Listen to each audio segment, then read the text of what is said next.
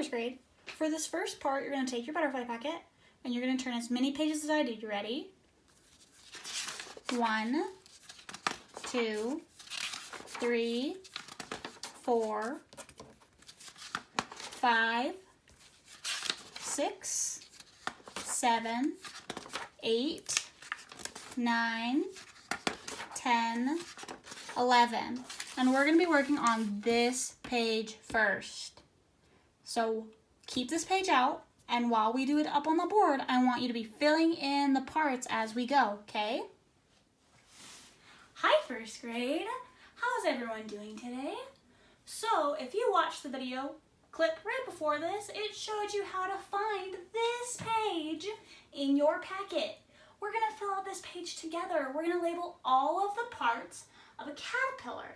And my page is really big, so it's going to be really easy to see. When the video is over, there also will be a picture that you can look at and pause on, okay?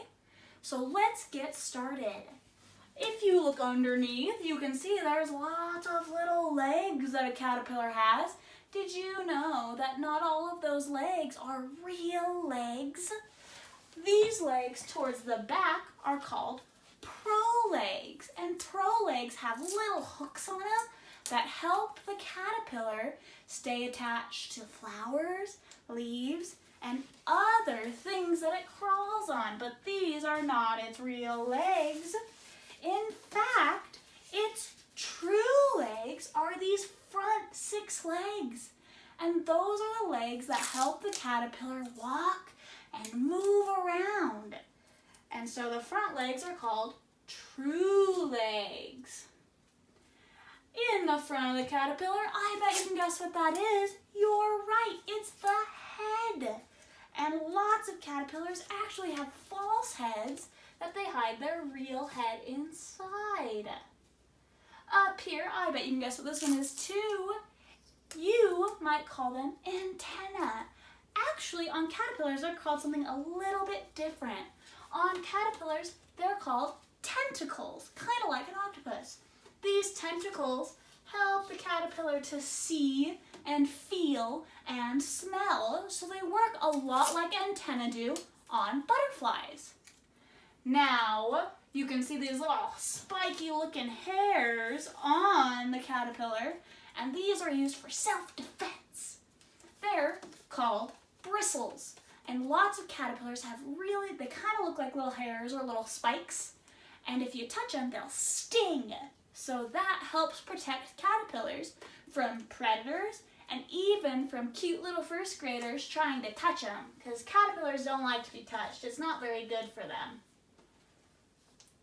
Now, a caterpillar's body is actually broken into 3 parts. 3 parts. The first part is the head, and then in this middle part here, that is called the thorax. The thorax is kind of like our top part, so they'd have head and then thorax. And their thorax is that middle part, and at the end, this is called their abdomen. And so on people, we are head, abdomen, legs. But on caterpillars, it goes head, thorax, abdomen. And the abdomen is the bottom part of their body. This last thing is called a spiracle, and these are these little dots. Now, we've labeled all of the parts of a caterpillar. So, I'm going to move to the next video, but you're going to see a close-up picture of it. And I want you to pause on the picture. And then I want you to make sure that in your packet, you copy the parts of the caterpillar, all right? Okay, I'll see you in just a second.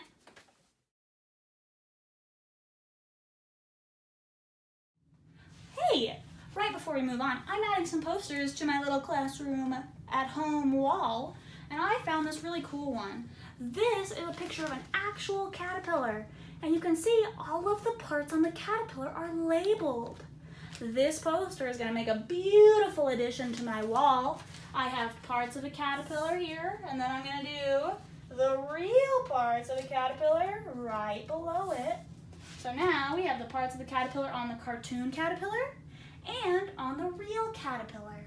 That's so cool. Now I'm going to get set up for butterflies, and then we'll get started.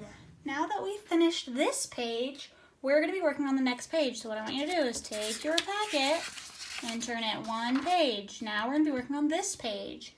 Make sure that as we go, you're filling in your blanks with the words down here. And we're going to do this together, so make sure you're with me the whole time, okay? Hey, first grade, welcome back. So, previously, we finished our parts of the caterpillar. We looked at a real caterpillar with all the parts labeled, and we saw the next directions. So, right now, you should be in your packet on the page that looks like this, that has a butterfly with a bunch of empty boxes. Right now, we get to talk about the parts of a butterfly, of an adult butterfly. The first part is the wing. Can you guess where the wing is? Of course you can. It's this big, beautiful orange and black wing. Very easy to identify. The next one is the antenna. You're right. It's these right here, these things that stick out. If you remember, an antenna is long appendages attached to the head of a butterfly used to sense the environment. So antennae help the butterfly see and feel the world around them. But remember, on caterpillars, we talked that they have three main parts of their body. They have their head, their thorax, and their abdomen. On a butterfly, it has the same parts, they just look a little bit different. The first is the head, and the head's really easy to identify. It's the top part of the butterfly. The second is the thorax, which is the middle part. You can see here, this middle part of our butterfly is the thorax.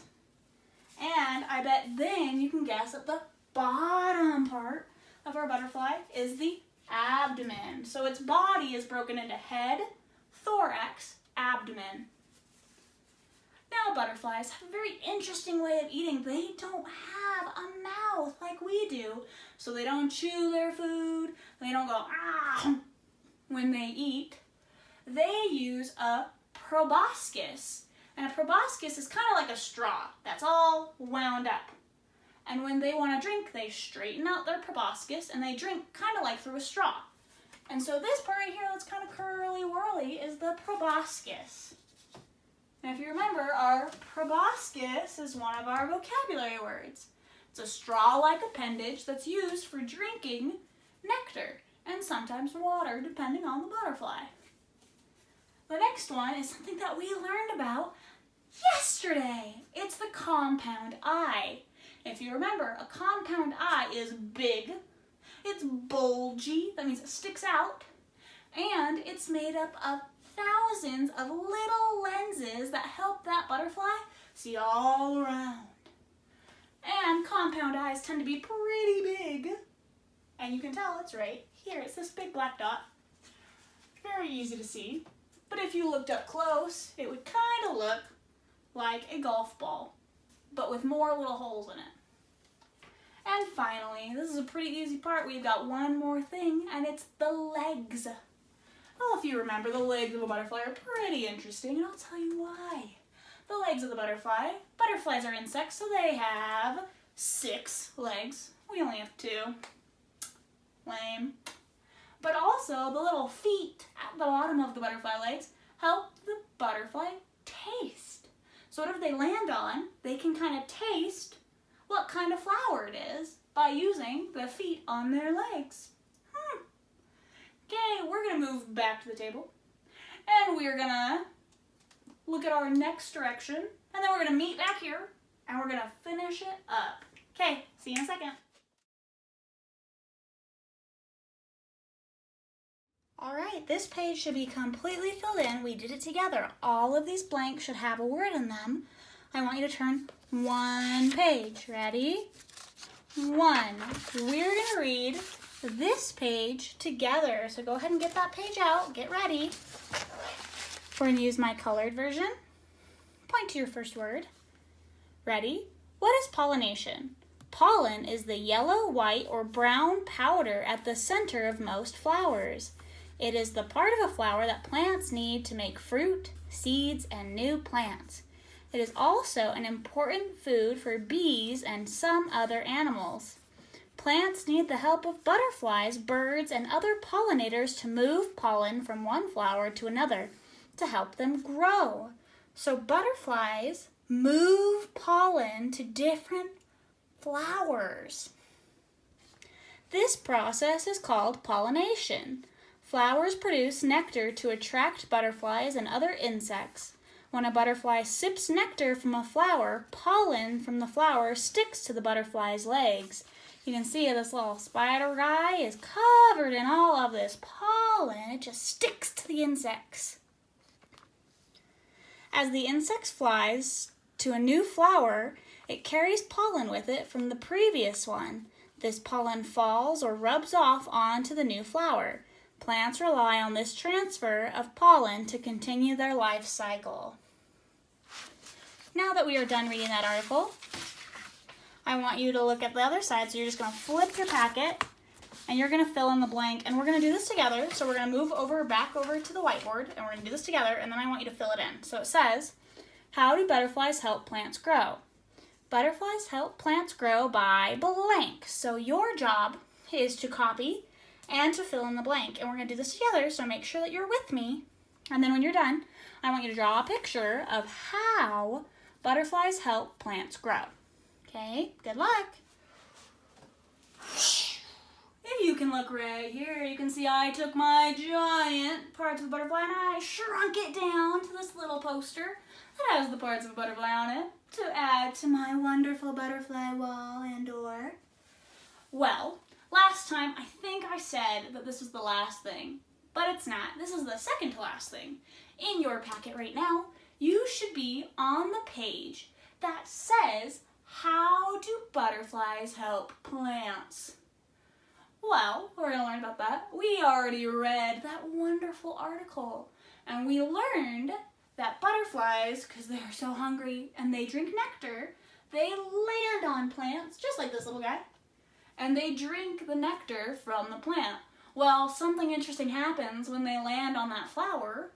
A bunch of sticky yellow pollen clings to their legs and sticks onto them. And then when they move to another plant, they leave some of the pollen on that plant. So this process is called pollination. Pollination is moving pollen from plant to plant to plant.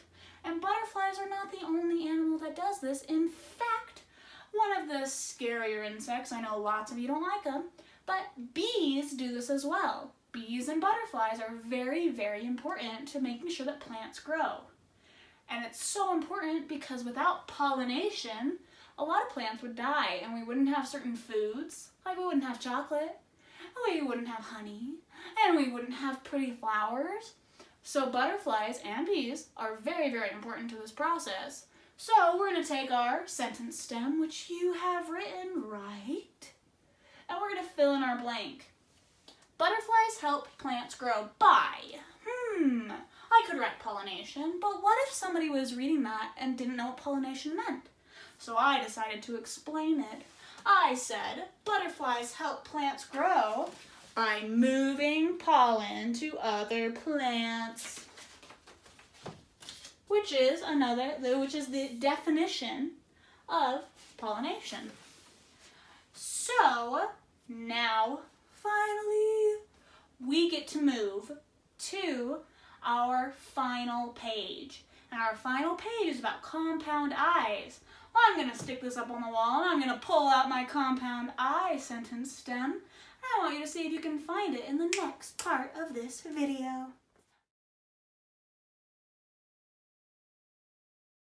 You should be all done with this page. You should have copied, filled in the blank, and drawn your picture. We've got one more page to do today, so what I want you to do is take your packet from this page that you just finished and turn it. Ready and turn. And we're on this side. We're going to read this article called Through the Eyes of a Butterfly. Here's my colored version. Point to your first word. Get ready. Unlike humans, a butterfly sees in all directions at once. What does a butterfly see? It sees up to 17,000 images that form a mosaic view of the world around it. Butterflies have two compound eyes made up of many smaller eyes that each have their own light-sensitive lens.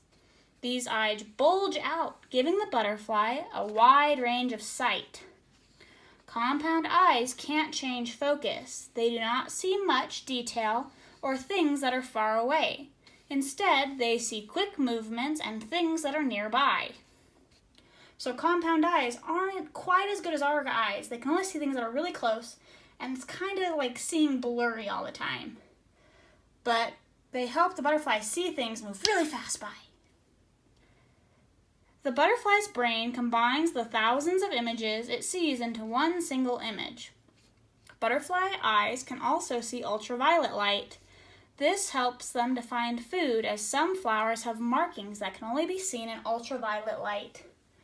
So, butterflies have compound eyes that are different than human eyes. What I want you to do is we're going to flip our packet to this side. And it says, how is a compound eye different than a simple eye? We're going to do this sentence together on the board. It's going to have the sentence stem and it's going to have the blank. I need you to be listening and following along.